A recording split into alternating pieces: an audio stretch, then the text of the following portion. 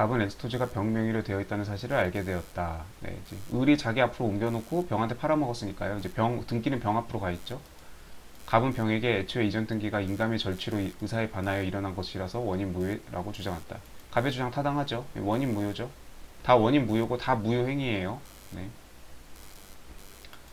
엑스토지의 소유권 귀속에 관하여 설명하고 갑의 주장에 의거해서 갑의 구제 방안을 검토하라. 어떻게 할 것인가.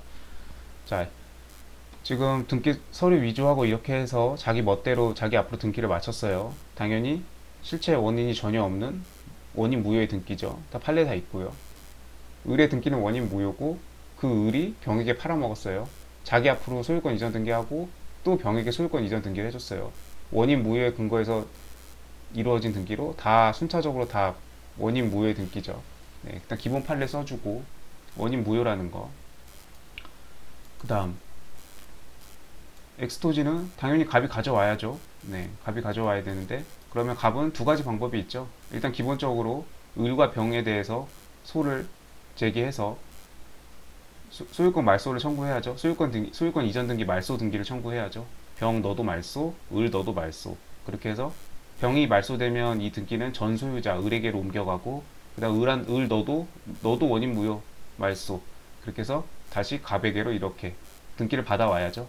그래서 소유권 말소 등기를 을과 병에게 청구할 수 있고요. 그 다음에 진정명의 회복으로 인한 있죠. 네, 이미 자기 앞으로 표상하는 등기가 되어 있었거나 아니면 법률에 따라서 그 진정한 그 소유권을 취득한 자는 현재 그 등기자를 상대로 소유권에 대한 방해 배제 청구로서 이게 순차 이동하면 지금 여기는 한 번 두 번만 이동하면 되는데 을이 병한테 팔고 병이 정한테 팔고 정은 무한테 팔고 그래서 등기가 여기 멀리 가 있으면 이거를 지금 다 피고를 해서 이렇게 너 말소 부동산 등기는 순차적으로 해야 되잖아요. 거꾸로 역순으로 말소 해서 나한테까지 오려면 너무 오래 걸리니까 이거를 그렇게 하지 말고 지금 현재 명의인으로부터 바로 내 앞으로 이렇게 가져올 수 있죠. 진정명의 회복을 원인으로 한 소유권 이전 등기 그렇게도 할 수 있죠. 둘 다 어차피 소유권 말소를 하든 진정명의 회복으로 소유권 이전 등기를 하든 둘 다 똑같이 권한은 소유권에 대한 방해 배제. 그래서 원인 무효의 등기라는 거, 그 다음에 소유권 말소를 청구할 수 있거나 아니면은 병한테서 바로 등기를 가져올 수 있다. 왜냐면 갑은 소유하고 있었고 지금 갑 앞으로 소유권 보존 등기가 돼 있었죠. 근데 을이 이렇게 해서 증여를 받은 것처럼 해가지고 증여를 원인으로 해서 이전 등기를 마친 거잖아요. 그러니까 그 애초에 갑은 엑스토지에 소유권 보존 등기가 되어 있는 진정한 그 이미 자기 앞으로 그 표상하는 등기가 되어 있었던 자죠. 그래서 갑은 진정명의 회복을 원인으로 해서 청구할 수 있죠. 그래서 그런 내용들 써주라는 거였습니다. 갑의 구제 방안. 갑은 당연히 땅을 되찾아 와야죠. 네. 자, 그 다음에 2번이요. 갑의 주장으로 병도 원인 무효에 따른 처리를 검토하게 되었다. 네, 뭐 그러던 중에 갑은 근래 부동산 거래 상황을 보니까 추인하려고 하나 봐요.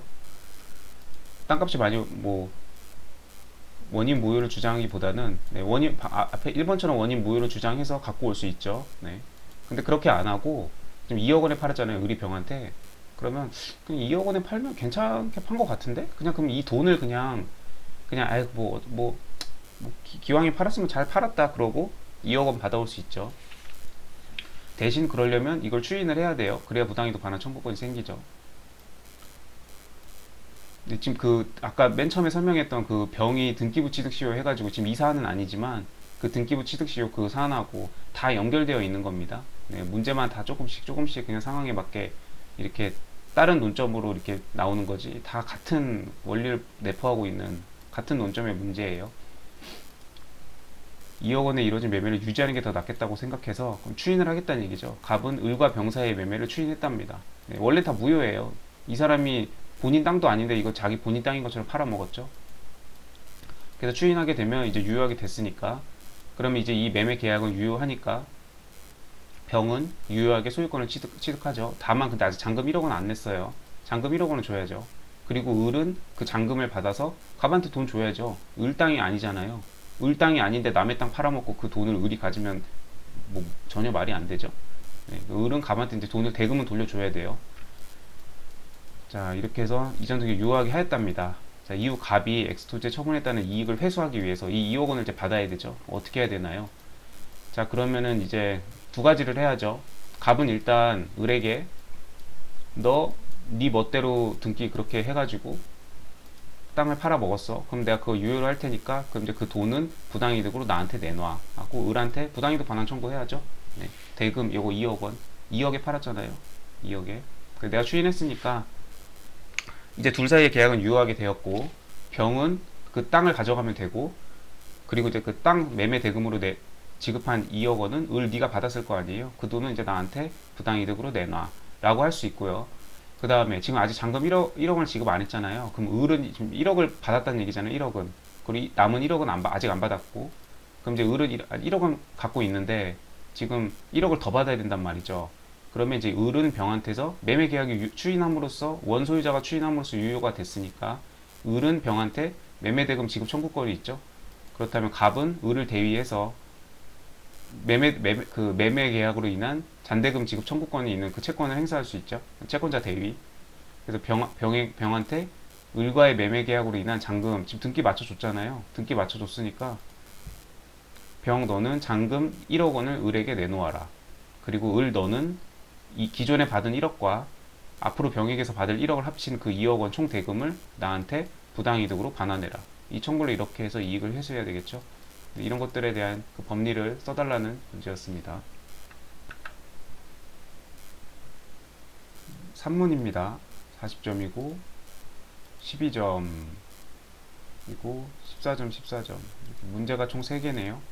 갑 회사는 회사 자금의 사용에 관하여 내부 감사를 했는데 격리 업무를 담당하는 을이 직원이 제대로 처리하지 않았대요. 자, 각 문항은 상호 독립이랍니다. 자, 직원 을이 뭘 잘못했냐면 갑 회사의 자금 중에 1억 원을 이렇게 송금했는데 이게 이렇게 송금을 해야 되는데 지금 잘못 송금했대요. 아하. 자, 그럼 이 정은 돈을 반환해야죠. 잘못 송금된 돈은 돈 반환하라는 판례가 있죠. 만약에 이 잘못 송금된 돈을 잘 보관해왔다가 돌려줘야 되는데 이걸 만약 정이 자기 계좌에 이렇게 돈이 입금된 걸 기화로 해서 이걸 임의로 인출해가지고 소비하면 횡령죄 되죠. 갑 회사는 병, 은행 및 정이 법률상 원인 없이 갑 회사의 재산으로부터 이익을 얻었으므로 그 이익을 부당이익으로 반환해야 한다 주장한다. 갑 회사의 주장을 검토하시오. 네. 반환해야죠. 정이 반환해야죠. 여기 이제 병, 은행도 이렇게 같이 이렇게 아마 넣은 거 보니까 이 둘에 대해서 다 언급을 해주라는 얘기인데 은행에 대해서는 부당이득 반환이 성립 안 하죠. 이 둘이 예금 채권 관계가 성립한 판례가 있죠. 이렇게 해서 정이 반환을 하면 됩니다. 정의 계좌로 송금되었기 때문에 그런 얘기.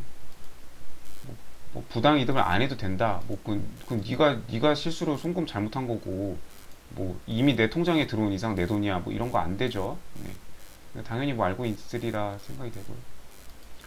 을은 갑 회사의 자금 중 7천만 원을 무단으로 출금하여 아버지 무에게 송금하였답니다. 회사의 자금 7천만 원을 무단으로 출금했대요. 횡령이죠.